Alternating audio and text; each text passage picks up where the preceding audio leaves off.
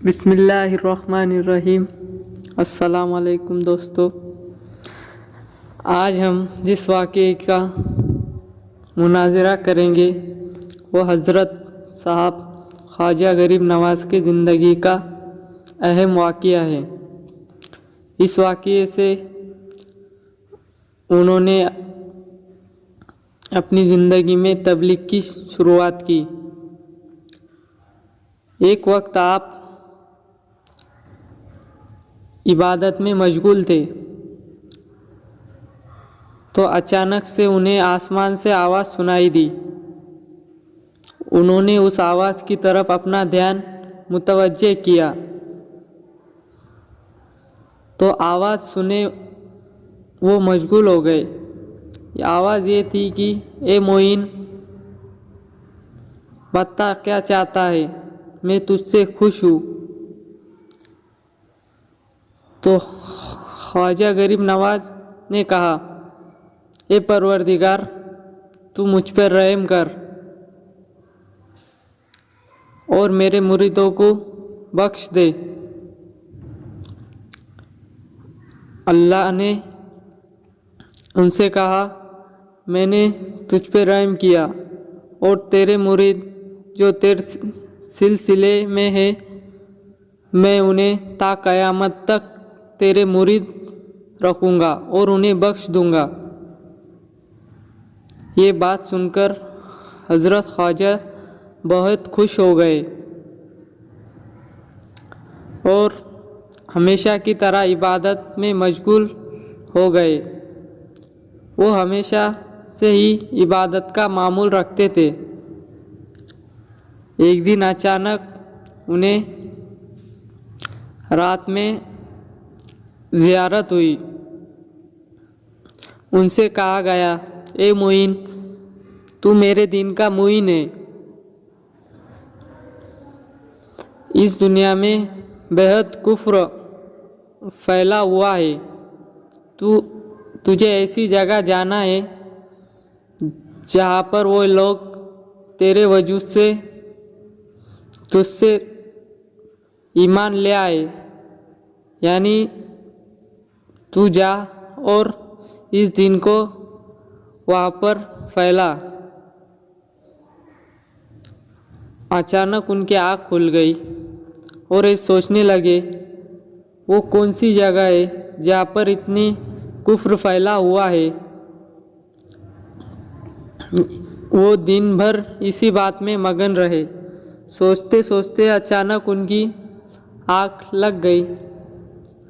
तो हज़रत की आँख जब लगी तो उन्होंने ख्वाब में देखा कि उन्हें मोहम्मद सल्लल्लाहु अलैहि वसल्लम की ज़ियारत हुई और उनको उस जगह यानी हिंद में अजमेर शरीफ की जगह का पूरा रास्ता बताया गया। तो उन्होंने उस रास्ते को सवेरे उठकर ही उस रास्ते की शुरुआत कर दी और अपने साथियों को लेकर चल दिए। फिर देखा वो अजमेर शरीफ के करीब करीब पहुँचे ही थे कि थोड़ा साथियों ने चाहा आराम करें, इसलिए वो एक जगह पर बैठ गए जहाँ पर मैदान हुआ करता था। वहाँ पर तशरीफ़ फरमाए और उस जगह पर बैठे ही थे कि वहाँ के बादशाह पृथ्वीराज चौहान के मुलाजिम आए और वह कहने लगे, आप कौन लोग, तुम यहाँ पर नहीं बैठ सकते, ये बादशाह के ऊँटों के बैठने की जगह है।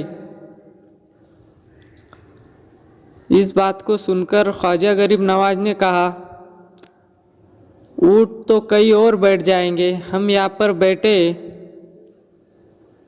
फिर भी मुलाजिम हज़रत जी की बात मानते ही नहीं थे। फिर हज़रत जी ने कहा, ठीक है, ऊँट बैठते हैं तो बैठेंगे। वहाँ से उठकर हज़रत अन्ना सागर की ओर चल दिए। और वहाँ पर अपना डेरा डाला। अना सागर एक राजस्थान में सागर है पानी का, उसके करीब उन्होंने अपना डेरा डाला और वहाँ पर वे बैठ गए। अब सुबह हुई और वो मुलाजिम रोज की तरह अपने ऊँटों को उठाने लगे, तो क्या देखा कि वे ऊँट उठने का नाम ही नहीं ले रहे। फिर उन्होंने ये सब अपने बादशाह को बताना चाहा। वे बादशाह के पास गए और ऐसा ऐसा हुआ कि एक फ़कीर आदमी को हमने अपने ऊँटों की जगहों पे से उठाया और वो चला गया, मगर ऊँट उठने का नाम नहीं ले रहे। ये बात सुनकर राजा ने कहा, तुम जाओ, जल्द जाओ, उस फ़कीर यानी ख्वाजा गरीब नवाज से माफ़ी मांग आओ। ये बात सुनकर मुलाजिमों ने कहा, जी हजरत, आपकी जी हुजूर, आपकी बात की अमल किया जाएगा।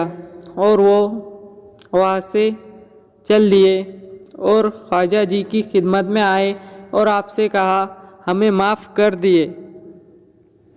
ख्वाजा जी बड़े माफ़ करने वाले थे। उन्होंने उनसे कहा, मैंने तुम्हें माफ़ कर दिया, जाओ। ऊँट ऊँट खड़े हो गए।